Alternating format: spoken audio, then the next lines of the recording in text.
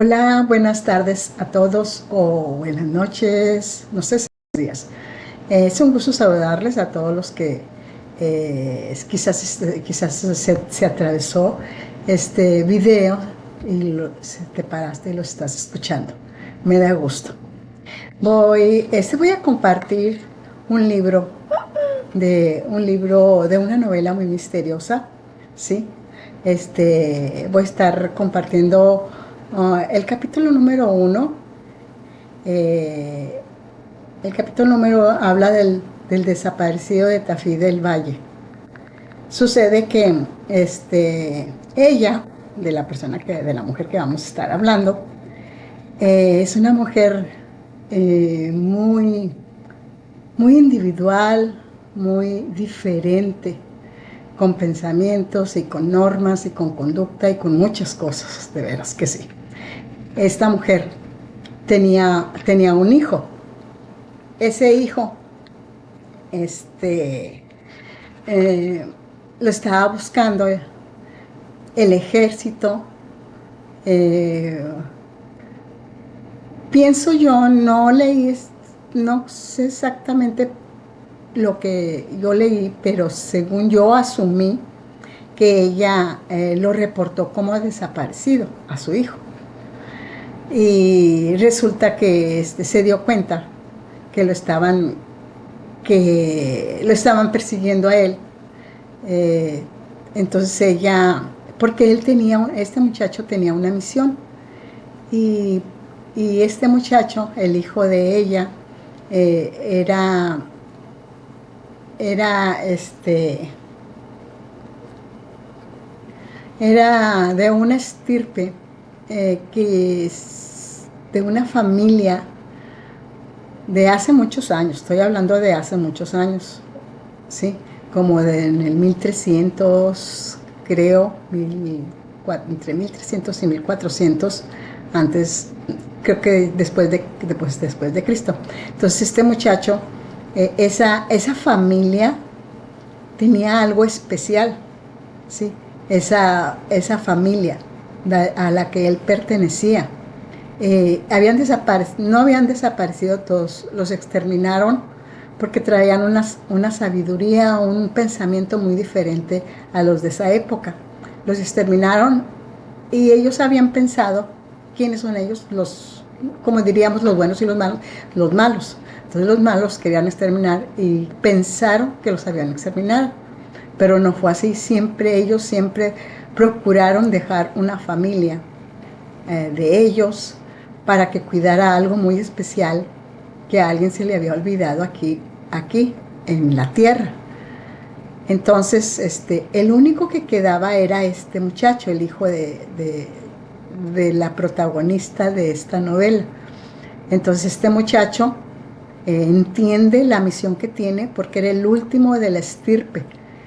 La misión consistía en, en en encontrar la espada sabia, que le decían ellos, la espada sabia de Tarsis. Entonces él tenía la misión de regresarla, pero regresarla, oye, primero tenía que saber, bueno, ellos mismos le dijeron dónde estaba la espada, no los malos, los buenos, que se fueron, que los mataron. La espada sabia siempre fue resguardada por ellos mismos. Sucede que ya no quedaba nadie de la familia. Entonces este muchacho, la misión era que buscara la espada y que la llevara a su destino. Pero los enemigos de él, del hijo de ella, de la protagonista, los hijos de los, los enemigos querían encontrarlo, a él lo buscaban. Entonces ella se puso de acuerdo con su hijo para, dice, vete, le dijo a su hijo, vete, cumple tu misión, yo los voy a despistar, los voy a hacer que no te persigan a ti, que me persigan a mí. De veras que siento bien curioso porque ¿qué no hace una mamá por su hijo? Pero ella no se movía por el sentimiento, por protegerlo. Había una misión especial que este chico tenía que hacer. Entonces ella le ayudó porque ella sabía que esto era importante para la familia, para que siguiera la verdad sobre la espada sabia. Resulta y acontece que el chico se va por un lugar, por una parte, ¿verdad? Dos destinos diferentes, y ella se va por otra parte. Ella logró confundir al enemigo y le empezaron a perseguir a ella. Ella audazmente iba de ciudad en ciudad, de país en país, escondiéndose cada vez más. Resulta que regresa a su ciudad natal. La ciudad natal donde ella vivía estaba en Argentina. Entonces se regresa ahí pensando que ya los había despistado totalmente. No, ellos estaban detrás de ella paso a paso. Y resulta que la toman, ¿verdad? Pues dan con ella. Bueno, ahí empieza. Quiero empezar así la novela misteriosa de esta vida de esta mujer, una mujer llena de sabiduría, la verdad. Sucede que la llevan a ella, el ejército la tomó, la custodió, se la llevaron y luego la llevaron a un hospital. La llevaron al hospital Dr. Javier Islas de la ciudad de Salta, en Argentina. Ahí la llevaron y con un diagnóstico de demencia senil. Ahí la conoció el doctor Seinaguel. El doctor Seinaguel fue el encargado, ahí en el hospital, el director del hospital, le pusieron al doctor Seinaguel para que le diera seguimiento a la enferma. O sea, a la enferma. La enferma se llamaba Belisela Vilca. ¿Sí? Entonces ingresa al hospital neuropsiquiátrico que ya mencioné, doctor Javier Patrón Isla de la ciudad de Salta. Entonces, el doctor Seinaguel se hace cargo de ella y él era el médico del pabellón B. El pabellón B era ahí donde era como ellos le dicen pabellón, pero era como el cuarto donde tenía que estar ahí la enferma. Y dice el doctor Seinaguel dice que siendo médico del pabellón B de enfermos incurables, he debido prestar atención a la referida enferma durante un largo año en la que apliqué todos los recursos que la ciencia psiquiátrica y mi extensa experiencia en la profesión me brindaba para intentar vanamente su recuperación. Fíjate, vanamente. Estaba tan mal la enferma que dudaban que se fuera a recuperar. Entonces, dedicó después él no pudo él seguía sus tratamientos con ella, obvio, ¿verdad? Ella dedicó todo su tiempo disponible de la enferma, como era mucho, que se dedicó a escribir. Los doctores, la junta de doctores, la junta médica le autorizó a escribir porque vieron que eso la calmaba, porque tenía unas crisis muy tremendas, muy desorbitadas. Sin embargo, nadie sabía qué escribía, a qué se refería el libro, por qué tenía que escribir. O sea, pues una loca, ¿verdad? Entonces, no creían que hubiera una información útil, ¿verdad?, de una persona en el estado de Belisela Vilca, ahí en el manicomio. Y también dice que Dice que había dos motivos que impedían conocer el contenido de sus manuscritos. Pues primero, principalmente, porque ella escribía en quechua santiagueño. Es una lengua es una lengua que solo se hablaba en su región natal.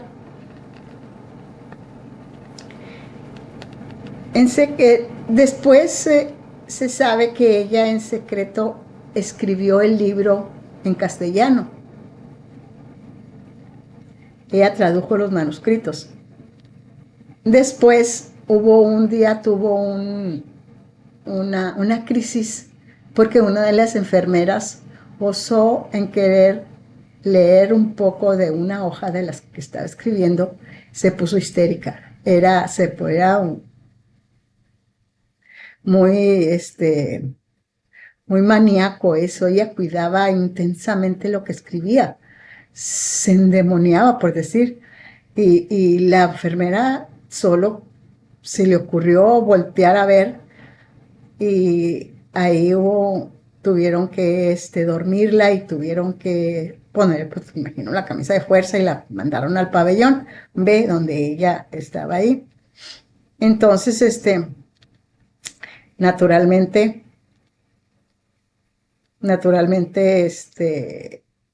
el doctor Senaguel, cuando le daba las sesiones a ella para platicar con ella, para ver qué podía enterarse de ella. Y cuando él hablaba con ella, era una mujer muy amable, muy educada. Él la veía y le encantaba platicar con ella. Y ella le contaba muchas cosas que el doctor Senaguel no las tomaba muy en cuenta, pero como la veía también en el tiempo que ella estaba hablando con él, que dice, pues, él decía, pues no, dice, su condición de enferma mental, sino el tenor de las mismas que eran increíbles y alucinantes. O sea, eso es lo que decía él de lo que ella le platicaba. Podría calificarse con mayor justicia en su relato como la historia propia de un loco. La situación de Belisela Vilca seguramente desalentará a los lectores o en este caso a mí que estoy hablando de lo que ella escribió en ese libro.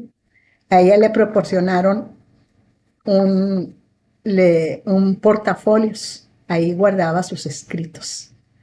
Y siempre ese portafolio iba con ella a todas las partes que ella, donde se movía ahí en el nosocomio. Resulta, resulta que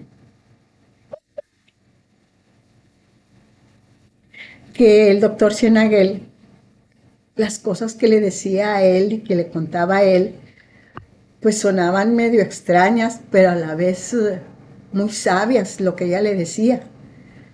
Y él decía, ¿cómo despreciar algo tan puro y tan sabio? Entonces él recordó a muchos personajes que estuvieron en el manicomio. No sé si alguien ha escuchado a Nietzsche, que estuvo en el manicomio 10 años, a Pound, Anthony Atrao, al ajedrecista Morphy, al matemático Cantor y muchos otros. Dice el doctor Seinaguel que él razonó que aquellos famosos personajes presentaban cuadros de esquizofrenia aguda, como mi paciente, lo cual significa que la conciencia que se halla fragmentada, aunque no disuelta, pueden eventualmente producirse estados de lucidez temporal, donde la conducta es más o menos normal. Me dije que si Cantor elaboró la genial teoría de los números transfinitos en el manicomio y si Nietzsche durante sus 10 años de internado podía citar a Homero, Empédocles y casi cualquier clásico de memoria y en griego antiguo, ¿era posible? En una medida infinitamente menor que el relato de Belisela Vilca, fuese en parte verdadero, como que él pensaba que lo que ella le platicaba cuando hacía sus análisis, cuando estaba con ella conversando cuando él estaba haciendo no experimentos, sino que le daba la consulta, no era una hora, eran pues 2, 3 horas diarias. Ella le platicaba muchas cosas. Entonces dice, claro, este silogismo, dice el doctor Sinaguel, inconsistente, sorprenderá al lector, pero es que todo esto lo pensé deprisa, muy deprisa, porque Belisela Vilca había sido asesinada.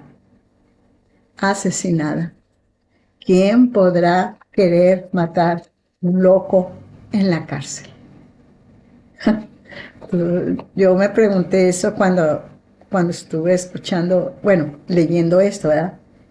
Aquel desagradable suceso perturbó la marcha impecable del nosocomio, sumiéndolos a todos en un estado de malestar y angustia indiscutible. Especialmente afectado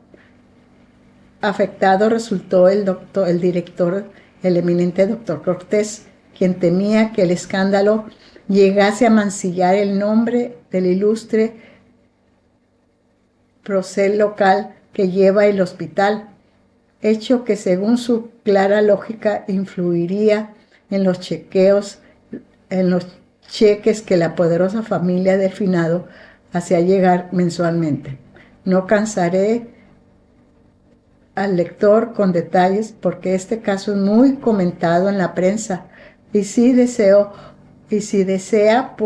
puede consultar el diario El Heraldo de Salta en las ediciones de la semana que va del 7 al 15 de enero de 1980, donde se hallará toda la información. Solo recordaré aquí lo esencial, ya que el desarrollo de este verídico caso requiere considerar las extrañas circunstancias en que ocurrió el crimen y el misterio que lo rodeó, y que aún persiste, pues la policía no logró esclarecerlo, y dignos funcionarios manifiestan dudas sobre si ello será posible algún día, porque dos elementos tan absurdos como irracionales intervienen de manera definitiva en el fatal desenlace, impidiéndola toda posibilidad de realizar conjeturas coherentes. El primero es un hecho objetivamente verificador. El crimen se concretó en una celda para enfermos psicóticos herméticamente cerrada con una pesada puerta de acero entre las 0 horas y las 2 horas del día 6 de enero, sin que nadie, absolutamente nadie, hubiese entrado durante ese lapso. Esto se comprobó felizmente gracias a un suceso fortuito. ¿Por qué? Porque la noche anterior, el 5 de enero, o sea, el asesinato fue el día 6 de enero, a las 0 horas. Dice entre las 0 horas y las 2 horas del día 6. Pero un día antes, el 5 de enero, es decir, el día de festejo del Día de Reyes Magos, parte del personal fue a repartir regalos al hospital de los niños. ¿Sí? El director, doctor Cortés, estamos hablando del día 5 de enero, Cortés dice quien a las 23 horas del día 5 de enero, o sea, ya casi medianoche, ya había regresado luciendo aún el traje de Papá Noel y dispuesto a efectuar la recorrida diaria desde incontables años, realizada por todos los pabellones para recoger los informes finales. Ya estaban recorriendo el hospital, que todo estuviera en orden, porque todos se iban a ir a los orfanatorios a llevar los regalos. Pues bien, el propio doctor Cortés, el director del hospital, vio por última vez viva a Belisela Vilca a las 23 horas con 50 minutos, cuando a raíz de una crisis histérica en su segunda fase, tuvo una crisis pericerábica, ¿ok? En su segunda fase promovió un general desorden en el pabellón B. Corría desesperadamente en el reducido espacio de su celda, con los ojos fijos y desorbitados, mientras gritaba Pachachutki, Pachachutki, palabras que en ese momento eran incomprensibles. ¿Sí? Y bien, reconocimos que se trataba del idioma quechua. Por otra parte, el ataque era sintomáticamente anormal en ella. El doctor Cortés, o sea, el director del hospital, ordenó una inmediata dosis de Valium, sumiendo a la infortunada Belicela Vilca en un sopor del que solo había de salir un instante para ver la muerte de cerca. Tal como lo sugería la expresión de tremendo horror con que se hallaba crispado su rostro cuando fue encontrada ya muerta. 3 horas más tarde. Y aquí surge el misterio. Vamos a ver. Aquí surge el misterio. El primer elemento que desconcertó y sorprendió a los avanzados policías, luego de ser atendida la paciente, serían las 0.00 horas. Todos nos retiramos de la celda, siendo esta cerrada por el doctor Cortés, quien inadvertidamente guardó la llave en uno de los bolsillos de su traje de Papá Noel, olvidando luego depositarla en el tablero general de las llaves. Ojo con esto. A las 3 de la mañana, al ir la enfermera de turno a recorrer la ronda habitual, notó la falta de la llave, de la cual nadie supo dar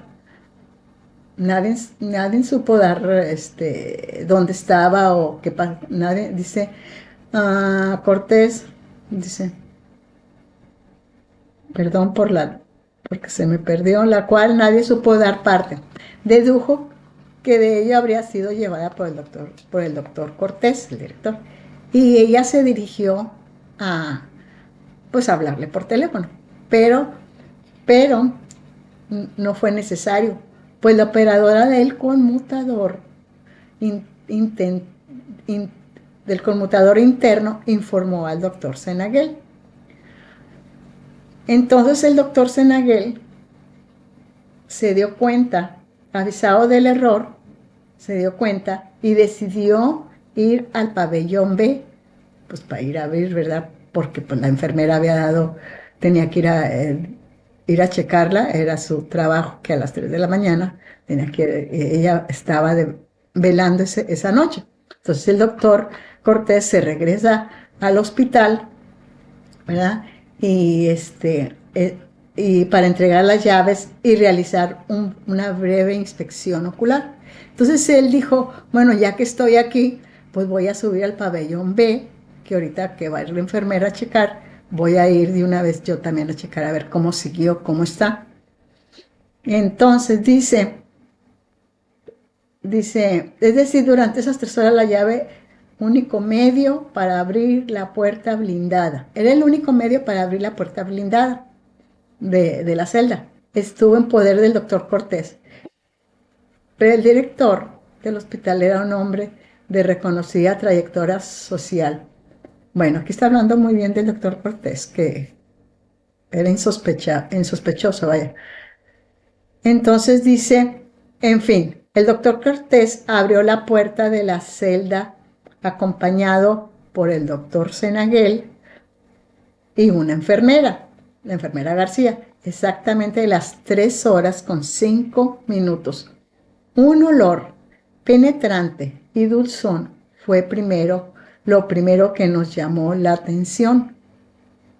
Era una fragancia como sahumerio, de sándalo o incienso, y resultaba tan fuera de lugar allí, que nos miramos perplejos, pero esto solo fue un instante, pues lo que vino a desconcertar, pues lo que después concertó fue nuestra atención. Belisila Virca yacía en su lecho, sin duda muerta desde un tiempo atrás, con el cuello tumefacto a causa del estrangulamiento a que había sido sometida. El arma homicida, una cuerda color marfil, estaba enlazada aún en la cabeza, pero suelta ya, y los dos extremos caían suavemente sobre el pecho hacia el costado de la cama. Era un espectáculo tan horrible que la avanzada enfermera García lanzó un grito de espanto y se tambaleó hacia atrás, debiendo sostenerla por los hombros a pesar de que mis piernas se hallaban del todo firmes. No era para menos, la muerta tenía las manos cerradas sobre la frazada a ambos lados del cuerpo, posición en que debieron estar en el momento de la muerte, y que la raíz cadavérica conservó, lo que indica que no se había defendido de su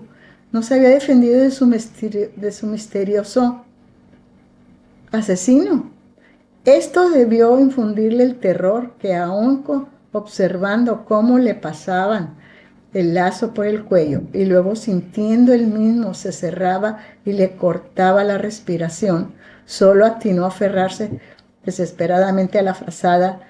Tal deducción se afirmaba al contemplar el gesto de la cara, los ojos muy grandes y desorbitados, y la boca entreabierta, permitiendo ver la lengua hinchada, que parecía quebrarse en una palabra inconclusa.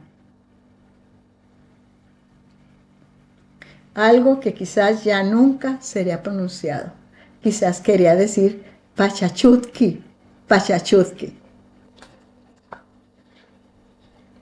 Bueno, amigos, voy a seguir con la historia de Belisela Vilca, el misterio de Belisela Vilca. Más adelante, si gustan seguirme, van a ver el siguiente video, ¿sí? Hasta luego.